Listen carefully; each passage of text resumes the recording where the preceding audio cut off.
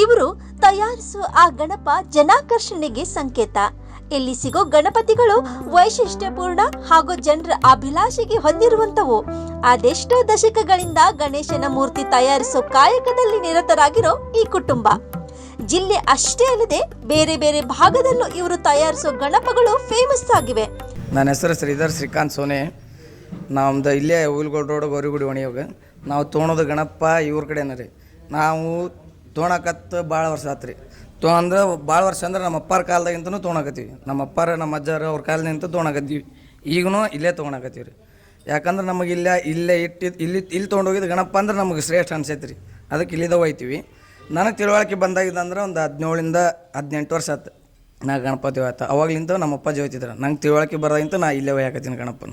ನಮ್ಗೆ ಇಲ್ಲಿದ ಶ್ರೇಷ್ಠ ಅನ್ಸೈತಿ, ಅದಕ್ಕೆ ಇಲ್ಲೇ ಹೋಯ್ತೀವಿ. ನಾವು ಹೇಳಿದ ಗಣಪನ ನಮಗೆ ಇಲ್ಲಿ ಮಾಡಿಕೊಡ್ತಾರೆ.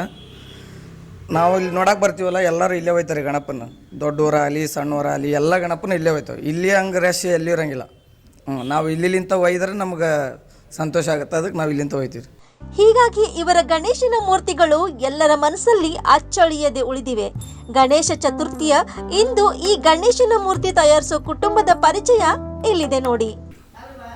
ನಮ್ಮ ಹೆಸರು ರಾಜು ಬಸಪ್ಪ ಕುಂಬಾರ್, ಕೊರಟಪೇಟೆ, ಬಳ್ಳಾರಿ ಬಿರ್ಜ್, ಬೆಡಗೇರಿ. ಯಾವಾಗಿಂದ ನೀವು ಗಣಪತಿ ರೆಡಿ ಮಾಡ್ತಿದ್ದೀರಾ? ನಾವು 50 ವರ್ಷ ಆತ್ರಿ. ಈಗ ಅಪ್ಪರು ಮೊದ್ಲಾಗ ಮಾಡ್ತಿದ್ದಾರೆ. ನಾವು ಈಗ 25 ವರ್ಷ ಆತ್ರಿ. ಅಪ್ಪರಿದ್ದ ನಾವು ಮುಂದೆ ವರ್ಷ ಇದು ಮಾಡಕತ್ತೀವಿ. ಒಟ್ಟು 4 ಜನ ಅದೇವ್ರಿ ನಾವು ಅಣ್ತಪ್ಪ. ವರ್ಷ ಎಷ್ಟು ಗಣಪತಿ ರೆಡಿ ಮಾಡ್ತಾರೆ ಟೋಟಲ್? ವರ್ಷ ಒಂದು 800-900 ಸಣ್ಣ ಹಾಕವ್ರಿ. ಒಂದು 50 ಗಣಪತಿ ದೊಡ್ಡ ಹಾಕವ್ರಿ. ಅಂದರೆ ವರ್ಷ ಹೆಚ್ಚಿಗೆ ಹಾಕೊಂಡು ಬರ್ತಾರೆ? ಹಾಂ, ಹೆಚ್ಚಿಗೆ ಆಗತ್ತವ್ರಿ. ಈಗ ಜನ ತೊಗೊಂಡು ಹೋಗ್ತಾರೆ ಸರ್ ಇಲ್ಲಿಂದ. ಏನು ಹೇಳ್ತಾರೆ ಸರ್ ನಿಮ್ಗೆ? ಅವರು ಒಪಿನಿಯನ್ ಏನು ಹೇಳ್ತಾರೆ ನಿಮ್ಮ ಕಡೆ ತೊಗೊಂಡೋಗಿ? ಒಪಿನಿಯನ್ ರೀ, ಗಣಪತಿ ಎಲ್ಲ ಚಲೋ ಇದು ಹಾಕವ್ರಿ.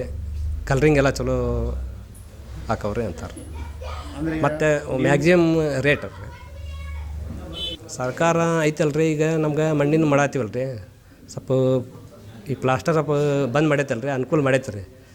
ಅದಕ್ಕೇನು ರೀ ನಮ್ಗೆ ಸ್ವಲ್ಪ ಜಾಗ ಸ್ವಲ್ಪ ಅನುಕೂಲ ಮಾಡೋಕ್ಕೆ, ಮಣ್ಣು ಕಲ್ಸೋಕ್ಕಾಯ್ತು, ಮಣ್ಣು ಒಂದು ಕಡೆ ಹಾಕೋಕ್ಕಾಯ್ತು, ನಮ್ಗೆ ಶೆಡ್ಡಿಗೆ ಅನುಕೂಲ ಮಾಡಿದ್ರೆ ಚಲೋ ಅಂತೀರಿ ನಾ ಅಂತ. ಈಗ ಸಣ್ಣ ಮನೆ ಅದು ನಮ್ದು ಇಷ್ಟು ಐತೆ ರೀ. ಕೆಲವೊಬ್ಬರು ಸಣ್ಣ ಮನೆ ಅದಾವೆ ರೀ. ಇದು ದೊಡ್ಡ ಮಾಡ್ಬೇಕಂದ್ರೆ ಅನುಕೂಲ ಇಲ್ಲ. 90,000 ಅಲ್ಲಿ ಒಂದು 500 ರೂಪಾಯಿ ನಾವು ಖರ್ಚು ಕೊಡ್ಬೇಕು ರೀ. ಪಂಚಾಯತಿಗೆ 1,000 ಕೊಡ್ತೀವಿ ರೀ. ಅಲ್ಲಿ ಊರಿನವ್ರು ಐತಲ್ಲ, ಗುಡಿಗಾರ ಕೊಡ್ರಿ, ಪಂಚಾಯತಿ ಕಟ್ಟ್ರಿ ಅಂತ ಹೇಳ್ತಾರೆ. ಹಂಗೆ ಕೊಡಗಲ್ಲ ರೀ.